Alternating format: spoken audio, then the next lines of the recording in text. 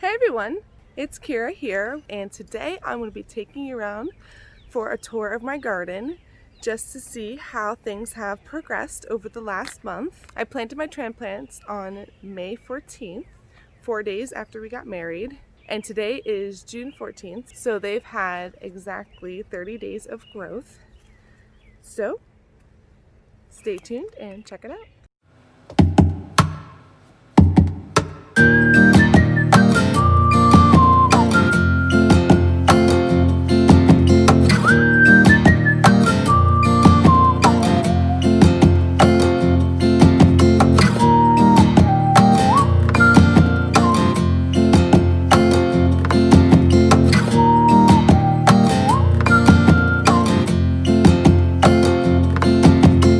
As many of you fellow gardeners know, we've had an unusually late frost this season. I originally wanted to have my plants in the ground, I think maybe like a week before Mother's Day, just because I wanted everything to be taken care of before the wedding. But that didn't happen. We had, I think, like 3 or 4 frost warnings, like the very end of April and like the 1st of May. So that definitely delayed things. And then my mother, she surprised us with a mini honeymoon getaway just because we weren't able to do the things we originally planned for due to COVID. So I was like, okay, my plants need to get in the ground. They are screaming to be planted. So I said, okay, Mom, don't book it. At least give me to the 14th. The last warning was maybe 2-3 days before that. And it's like, okay, I gotta get them in the ground. I gotta move on. I don't care. But anyway, so they've been in the ground. And the best thing I have enjoyed about being away for a week is that you really see the progress versus going out every day and looking and whatnot. So anyway, I'm getting off topic. Let's show you what's been growing. Here is a grand view of the space. This half belongs to Jeremiah and I, and this half belongs to his parents. Their plants are a little behind just because they didn't start them themselves. They got them from a nursery. But over here, my plants are well on their way. So this first row here is solely tomatoes. And I think I have about 10 different types growing, so I won't spend the whole time naming all of them. But these plants have their first, no, that's a lie. I picked their first set of flowers just so they can, get a little bit more established before they start producing fruits. So these are their second sets, and they're definitely at a mature size, about 4 feet, so they're more than able now to produce fruit. Over here, these are my tomatillos, and I don't know if I can even get a good angle on these suckers because they are so huge and so proliferative. They just have literally flowers for days. Like, I don't know what I'm gonna do with all these tomatillos. Let's see here. It is just everywhere you look, there is just flower after flower after flower after flower. I am not exaggerating. I wonder if I can get underneath and look up, see all the flowers.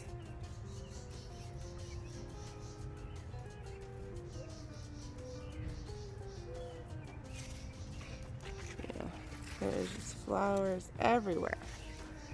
Yep. And these are about 5 feet tall. They've been blooming for about 3 weeks, so I'm hoping some of these flowers will start to turn into lovely fruits. So one thing I love about tomatillos and other pepper plants is just you can smell the spiciness nice and kind of like herbaceous aroma just straight from the leaves. It's just like a nice preview of the fruit that is yet to come. Oh, and we have some bees who are doing their thing and pollinating the flowers. So let's try to get a close-up of that. Here's a little one. It is so hard to track bees. There we go, yay! Oh, we got two buddies. Anyway, next to the tomatillos is kind of more of a pepper patch. We have California Wonder here. Yeah, I believe all of these are California Wonder. Right here are some jalapenos. Now the reason the jalapenos are so small is because though my seeds did not germinate well from last year, so those had to be purchased, no big deal. And then another view of the pepper patch. Here is a Charleston Gray watermelon. Here are some sugar beets. These were planted in April. These are almost ready to come out. And down this row we have some more peppers. These are my cayenne peppers, and I saved these seeds last year. And these peppers produced so well last year, and they are off to a, wow, that's a pretty big one. They're off to a great start this year. So I have 1, 2, 3, and 4 of those going. In between on the other side almost are 2 mystery melons. I have an idea of what those melons are, but I think they're probably tiger melons. They're a mini melon of some sort. I mean, if they are, then I really messed up. But yeah, because I don't think I have Kajari. I don't think I had Kajari melons. I think I just had I had tiger melons, the golden midget melon, but that didn't do too well. I have one plant and it's taking forever to grow. It's not happy. I'll show you that in a second. So here are the sugar beets. And right next to that is some Napa cabbage. Hopefully I can make some kimchi out of that. I know it's not really the cabbage time right now, but we're experimenting. If it goes to seed, not too sad about it either. Here are 2 lovely loofah plants that are almost at the top of the trellis, so I'll have to start zigzagging them. And then we move on to some habanero pepper plants. Now these ones aren't doing too well. They really did get attacked here. Here's an extra cucumber. You'll see my main cucumbers. But yeah, so they're really just like taking their time. This one is much taller, almost reaching the trellis, and it has a bunch of little leaves that are growing. So that one is hopeful. But again, here's another habanero. Just taking their sweet time growing. Here's that same mystery melon, but again, larger. Oh, and here's the golden midget melon. It's starting to take off, but its partner died. It was over there. And here's another extra cucumber. It had some shock, but it's coming back, but it's extra, who cares? And then here are the regular beets, also about to come out. And then another watermelon. So the plan is once the beets are out, the watermelons will just, kind of grow their way and meet in the middle. All right, here behind me are 2 potato stacks. I wish I filmed what this potato stack originally looked like, but we had a couple really hot days and I think it dried out, so I've been watering it daily just to maybe put a little rehab on it, but I think worst case scenario, the baby spuds may start sprouting again and we'll just have to wait to harvest it a little bit later.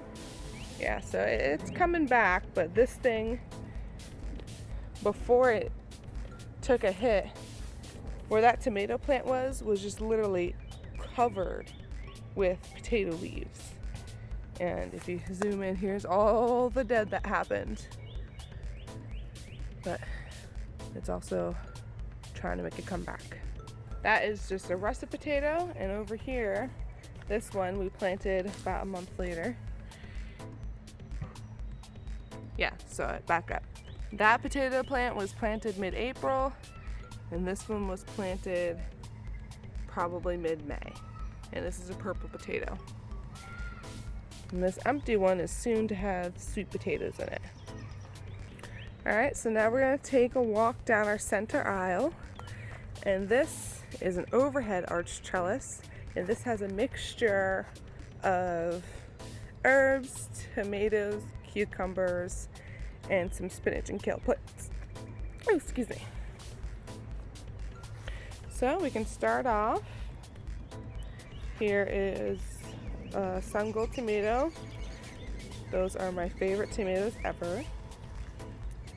Here is a lovely, the cucumbers are doing so well thus far.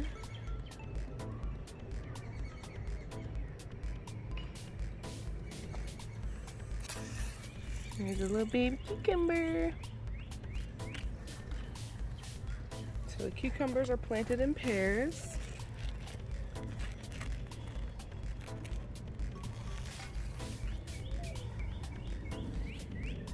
Again.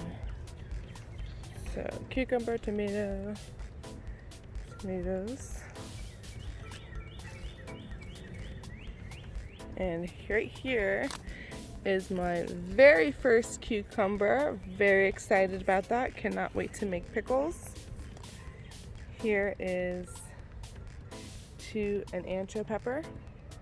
And here is another tomatillo. That's what they looked like when they first came in the ground. And this is a month difference of growth.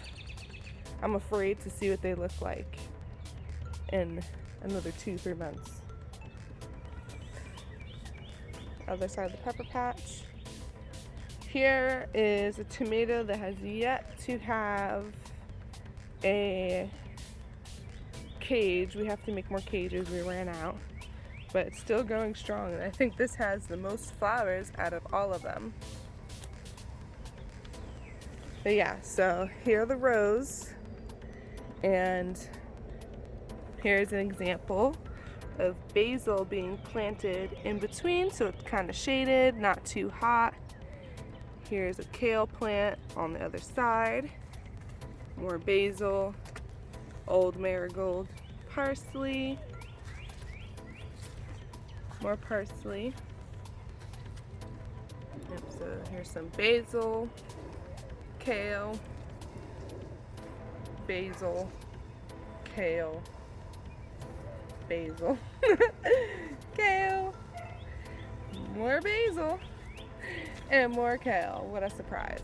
So the reason that I planted the basil and kale within the in between on the most inner side of the row is that way they do not get totally overheated. Kale is technically a cool winter crop, but I'm experimenting now, growing it somewhat in the shade in between the tomatoes and cucumbers to hopefully see if I can grow more cool weather crops within the summer months. You know, it's just like an experiment. You understand what I mean? Here are more cucumbers. And they're almost starting to reach the apex and make their way over to the other side.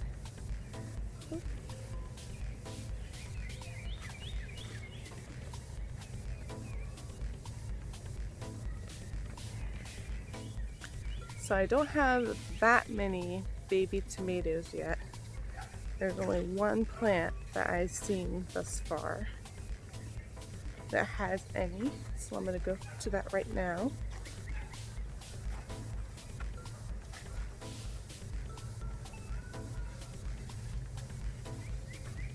Ah, here we are. Here we go, little tomatoes going. And let me try to find out what pepper plant this is.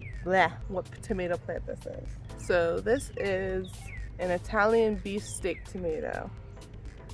This was it was a free gift that I got during seed trade. So I'll have to make sure to tell her that they are doing extremely well. So like I said, we are splitting the garden with Jeremiah's parents, and we are actually the third generation to be farming this lot. This house was originally bought by his grandparents, and they started a garden, and his mom later bought the property from her parents and gardened, and then they had 2 boys and not so much into gardening. But last year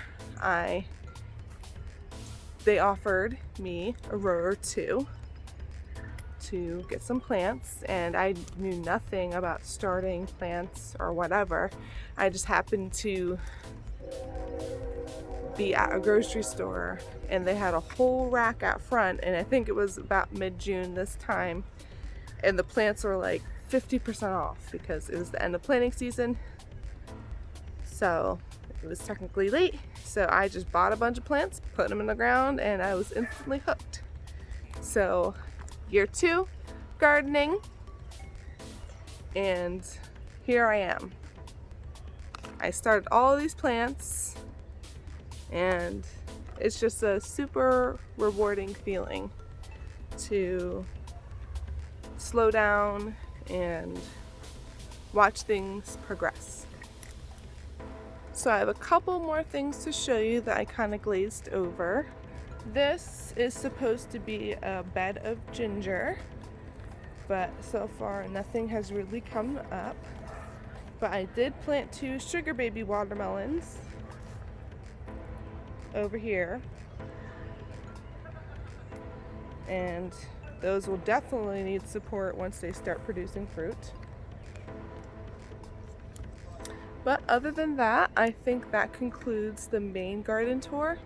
We have 2, well technically 3 beds next door that are been used for growing. So I'll probably make that a separate video and post that because this is long enough already. Alright, thank you guys for joining me on my garden tour, and I'll be seeing you soon. Bye. Shot. I call that one. Right into the middle. That guy. You recording that? Oh, okay. I didn't hit the last one, so you gotta make it this time too.